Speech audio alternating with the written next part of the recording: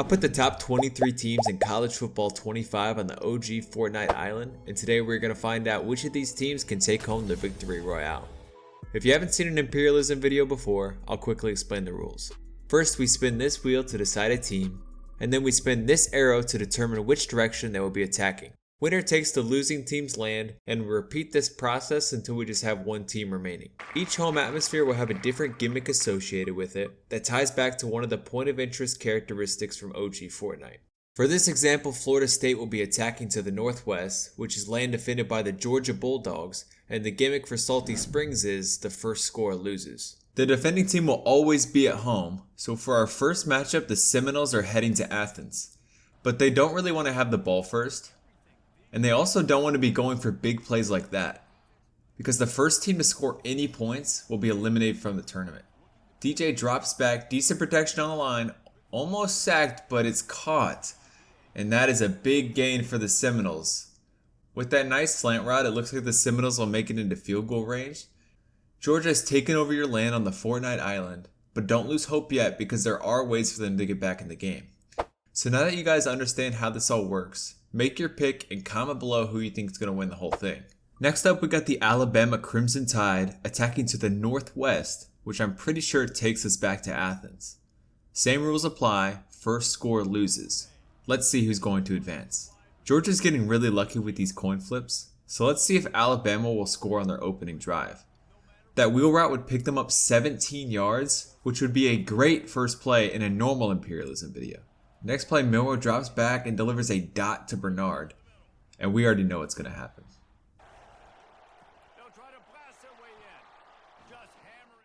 With that, Georgia survives another attack, and their luck has to run out eventually.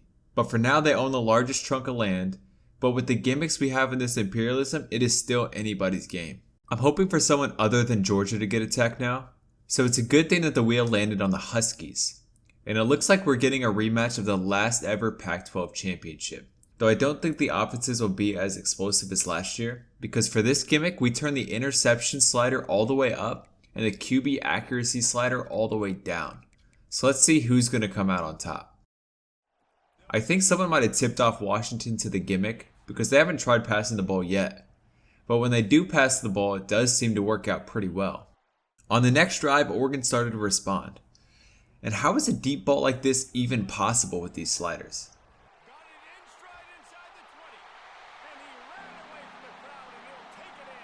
With a minute left, Washington starts their drive where they would come up with 3 more points. Would that be enough to send the Ducks home? This play could keep Oregon in the competition, but it's dropped. So the Huskies are claiming Oregon's territory on the island, and that has to hurt for Oregon fans. Now we've officially made it in the top 20, so congrats if your team is still in. For the next matchup, we got the Nittany Lions attacking to the southwest where the arrow barely clips the Buckeyes' territory. Now we are getting another rivalry matchup where the passing sliders will be boosted, so I anticipate a shootout for these top 10 teams. Having been to Ohio Stadium multiple times, I gotta say EA did a fantastic job with the presentation. Here we go, starting it off, Penn State has the ball first. They put up 3 points where Ohio State matches their field goal. Now in the second half, Penn State is starting to run away with it. And the Buckeyes are going to need a big second half if they want to stay in this game. They do manage to get it back to a 1-score game, so let's hop in and see if Will Howard can complete the comeback. 3rd and 12, Howard drops back, and I'm not sure I agree with this play call. Last chance for Ohio State, they need 10 yards, and they got it. 6 seconds left, this is the game. Howard's going to unload. Oh! And Ohio State's comeback will fall short. So Penn State's land got bigger, and Ohio State has been added to the reboot wheel. Alright, let's spin this wheel and see who's next. Oh! It landed on the reboot card. That means we come to the reboot wheel and see who's coming back into the game.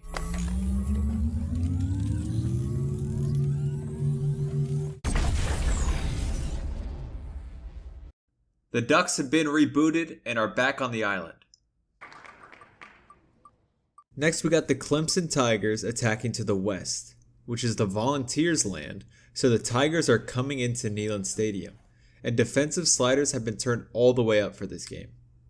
Let's see who's going to take over this central part of the map.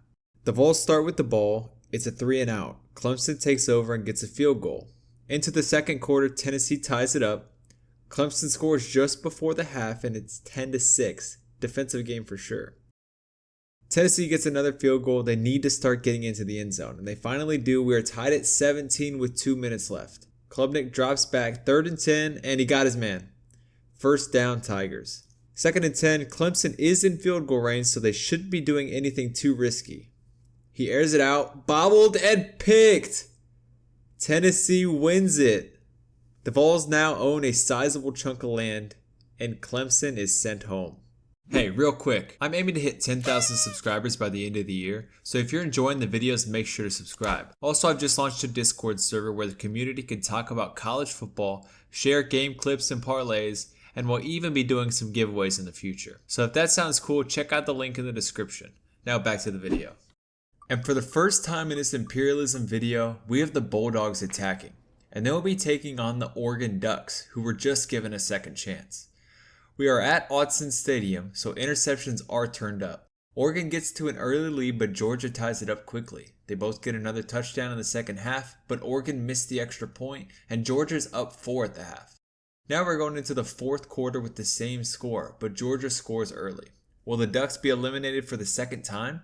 The Ducks don't think so, as they marched right down the field and scored, only down a field goal now. Still 3 minutes on the clock. Georgia was not able to score, so the Ducks have the ball back in field goal range, where they will take the knee, hit the field goal, and send the game to overtime. Dogs got the ball first and a nice gain up the center of the field. Georgia wants to get into the end zone knowing how explosive Oregon's offense is. But this run is stopped and he fumbled. Oregon recovered. Oregon is already in field goal range, so all they had to do is kick the 3 points, and they took down Georgia after being eliminated in just the third matchup. That's the beauty of this imperialism, guys, and now Oregon has the biggest chunk of land. The wheel says that Oklahoma State is up next, and they'll be attacking their in-state rivals, Oklahoma. So we got the Bedlam series now. And there was supposed to be snow in this matchup, but I guess that just doesn't happen in Oklahoma. Simulating this rivalry feels like a crime, but we gotta keep the video moving as Oklahoma goes up 3-0. And after Oklahoma State responded with the field goal, Oklahoma took back the lead going up by 10. The Cowboys got the ball in the end zone, and in the fourth quarter the score is 20-17 Oklahoma. Both teams added to their score with the touchdown, so Oklahoma State is down 3 with the ball and 30 seconds on the clock. They're going for the field goal to send the game to overtime, and that is exactly what they do. But hold on, Oklahoma still has time for one final play. Arnold chucks it down the field, it's caught, but he's tackled. And we have overtime in Bedlam. The Cowboys started with the ball but couldn't get anything going, so they settled for a field goal. So if Oklahoma scores a touchdown, they win. They've marched down to the 6-yard line and they're gonna run it. Touchdown. Oklahoma wins, and the Cowboys' land has turned maroon. Wow, 2 overtimes in a row, that's crazy. I'm loving how close these games have been, so let's see if Oregon can replicate that when they go on the road to take on Missouri. Well, I don't think there's going to be overtime in this matchup. Oh, hold on. Wait a minute. The Tigers are making a... No. Despite a 2-touchdown fourth quarter, the Tigers fall short at home, and Oregon's land grows even bigger. Next matchup, the defending national champions will be attacking the land of the Fighting Irish. But the gimmick here is the lowest score wins. So in this matchup, you do not want to be scoring a lot. So as Michigan rolls into Notre Dame Stadium, it's not good that they got off to a 14-0 start. But I guess the Irish want to go home early because they put up 24 unanswered points.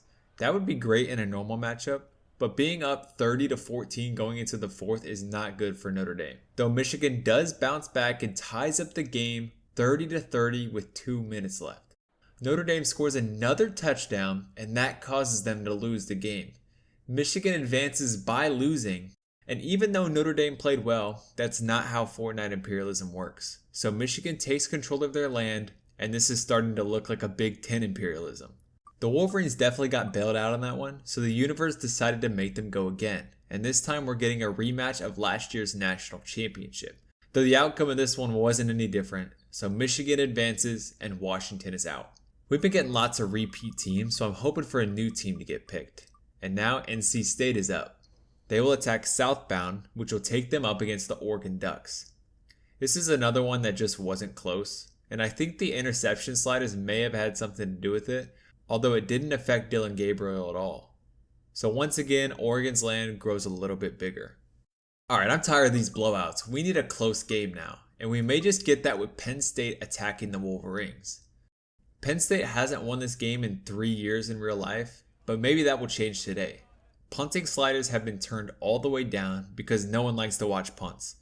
The two teams go back and forth with touchdowns until Penn State finally takes the lead up 7 at the half. And after Penn State took another touchdown lead, I hopped into the simulation, but due to a glitch, I was put on the field controlling the defense.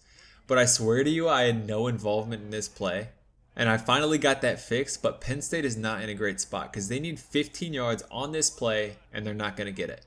That means they're going to have to punt it, which will not go well.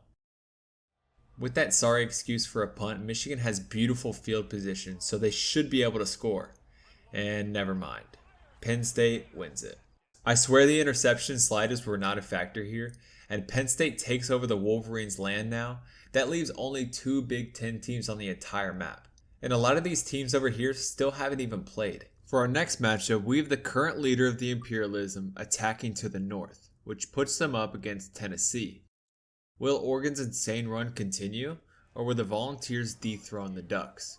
Defensive sliders have been boosted, but Oregon still gets off to an early lead while Tennessee struggles to get in the end zone.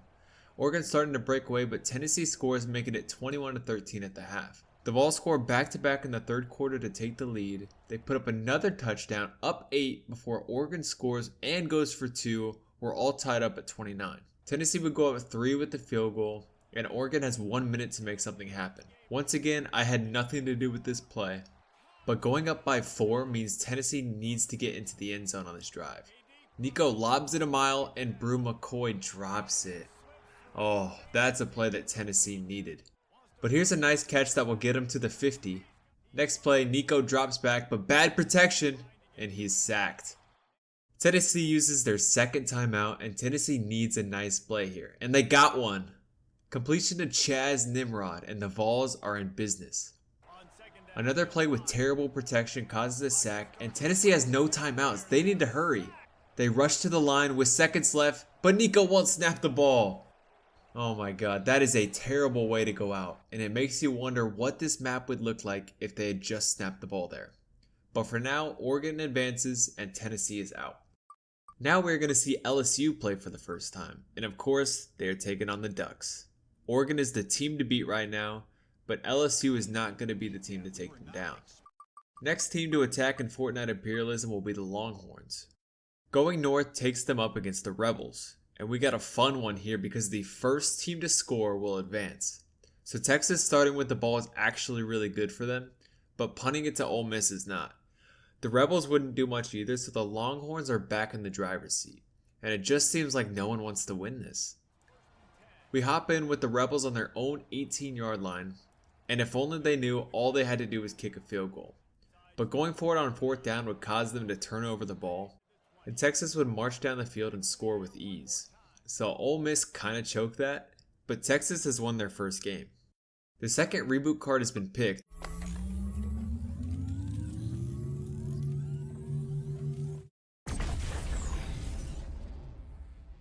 Looks like the Fighting Irish have been given another chance. Now we're going to see the Cardinals play for the first time. And the team to the east is the Nittany Lions. So rushing sliders have been increased, and Penn State puts up 7 before the end of the first quarter. And it's only 10-3 going into the half, and Penn State gets another touchdown and the third while the Cardinals have failed to respond. But they finally get in the end zone with 2 minutes left, and after a 3-and-out by Penn State, Louisville has a chance and they actually tie up the game with 1 minute left. Penn State hasn't done anything in the fourth quarter, so they will punt to the Cardinals, and oh no, that's roughing the kicker, isn't it? Wow. Number 27 will be hated in Louisville for a while, because that penalty would put Penn State in field goal range, sealing them the win. That is a tough loss for the Cardinals, but Penn State takes over their land, and we are officially in the top 10. The wheel landed on the Longhorns by a millimeter, and the arrow says that they'll be taking on the Ducks. Someone has to dethrone the Ducks eventually, and Texas might be the team to do it. And that actually might be the case because Texas is up 45-42 with 1 minute left. But Oregon puts up one final touchdown to seal the win for the Ducks. I think Oregon takes up about 40% of the map now, and they are the heavy favorite to win it all. Now we are seeing the Mustangs face off for the first time, but they got a bad draw because they have to face the Nittany Lions, who have already won 3 games. Rushing Sliders are back up, so I'm shocked to see the game scoreless through the first. But that didn't last long with the 5-touchdown second quarter where SMU is down by 7. Now down by 2 touchdowns in the fourth, and throwing an interception doesn't help, but they got the ball back and scored quickly. But Penn State responds, and we go into the 1 minute mark as a 1-score game. So the Mustangs do have a chance to take them down, but the clock is running and they spike the ball with 7 seconds left. Okay, so some kind of penalty is allowing them to have one final play after time expired, so they need to make it count, and they were not able to make it happen. Penn State wins their 4th game and now controls the northern part of the map. It looks like Oregon is ready to conquer more of the map, but this matchup won't be easy as they attack to the north, and whoever wins this will own over 70% of the island. And you'd expect a good game from these two teams, so it's not a surprise that it's a 3-point game at the half. But Oregon wants to stay in this, so they take the lead back, and Penn State only has 17 seconds to get in the end zone if they want to stay in. But that ball will be picked, and the map is dominated by green now. I don't know if anyone will be able to take down the Ducks, but with Notre Dame attacking, they're going to give it a shot. And the Fighting Irish really didn't stand a chance here, and Oregon reclaims their land from Notre Dame. It's crazy to think that Oregon lost their first game, but now are dominating the map. But with Oklahoma attacking to the east, this seems like the last chance for someone to take them down. We go to the first quarter scoreless before Oklahoma puts up 7, then each would respond with multiple touchdowns, making it a 24-14 game at the half. Oklahoma needs something big here as Oregon is kind of running away with it, and they make it a 1-score game with 2 minutes left. Oklahoma now in the red zone, and a touchdown and extra point would win the game. So this nice little pass would get them to the 2, and this nice little slant would put them on top. But don't count out Oregon yet, because all they need is a field goal. But this throw is picked, and Oklahoma takes down the Ducks. The whole map is turned maroon, and the Ducks have fallen for the second time. We are officially in the top 5, where 3 of the teams haven't even played yet. But now we get to see the Jayhawks for the first time, and they're going to take on the current leader Oklahoma.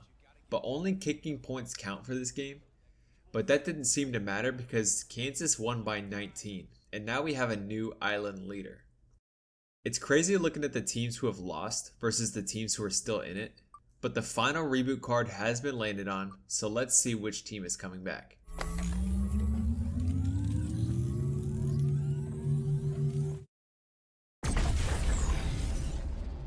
And the Huskies are the last team to be rebooted on the island. It looks like the Jayhawks are ready to be aggressive now, and they want the land back that Washington just stole. It was all Kansas this game, and now Washington is out for good. Kansas is now looking like the heavy favorite to win this Imperialism, but let's see if the Wildcats have something to say about that. Well, that wasn't even close as the Wildcats doubled the score, and Arizona made the finals without even playing a game. So the stage is set for OG Fortnite Imperialism. We have the battle of the Wildcats, Arizona versus Kansas State. No gimmicks will be here in the finals. This one will be straight up old-fashioned football. And whoever wins this game will be crowned Fortnite Imperialism Champion. I used the wheel one last time to determine who would be the away team. So Arizona will be attacking for the first and last time. Now let's get this championship underway. We're in the first quarter with Arizona leading, but Kansas State quickly ties it up, and we go into the third quarter tied at 14. Kansas State would then kick a field goal to take the lead, and we hop in with them in the red zone, threatening to score again. Then they run it to the left, he trucks the defender and stumbles into the end zone. Kansas State takes a 24-10 lead, and Arizona needs to respond here. They have a long way to go but have plenty of time on the clock, so they want to be aggressive without causing a turnover. This nice catch would be a good start to the drive, but they're going to need bigger plays than that if they want to get the ball back with time left. This was a good out route because it stopped the clock, and now we got a quick throw to the left side for a big gain. Arizona's marching down the field with ease, but they need to keep this momentum to get into the end zone. A field goal will not cut it, And they do it again. Same play, same receiver, and they're in the red zone with over 2 minutes left. They're rushing to the line because they want to get in as fast as possible. Fifita drops back, hurls it to the back of the end zone, toe tap, touchdown. Wow, what a drive by Arizona, and they make it a 3-point game. Kansas State running the ball to try and chew the clock, but if they can't manage to get a couple first downs, Arizona will have a chance to win the game. Kansas State heavily relying on the run, and that one is going nowhere, and we got an injury on the field. The star running back for Kansas State is hurt. That really messed with their game plan, but they still go back to the same play. And that gets blown up in the backfield, and Arizona is going to have a chance here. If they can replicate their last drive, they'll be able to win this thing. And that's what they're going to try to do with this deep shot that is almost picked, and that would have sealed the game for Kansas State. Arizona has a minute left to at least get into field goal range, and that's a big hit, but it's a first down, so Arizona moved the chains. They stop the clock with a spike, and they need maybe 15 yards to get into field goal range. And they're close, but this play would secure their chance, and Arizona would kick the field goal to tie the game, and we are going to overtime in the championship. Arizona would start with the ball on their own 25, men in motion, and it's a jet touch pass for a nice gain of about 13. Here's a crucial play for both Wildcats, as Arizona inside zone on the side and they walk in with ease. Arizona takes the touchdown lead, a great start to overtime for them, and that forces Kansas State to have to score a touchdown if they want to stay in this thing. Kansas State now has the ball on their own 25. He airs it out right. Oh! He airs it out right and it's picked. Arizona wins. Wow, what a game. Arizona is now your Fortnite Imperialism Champion, and they own sole possession of the Fortnite Island.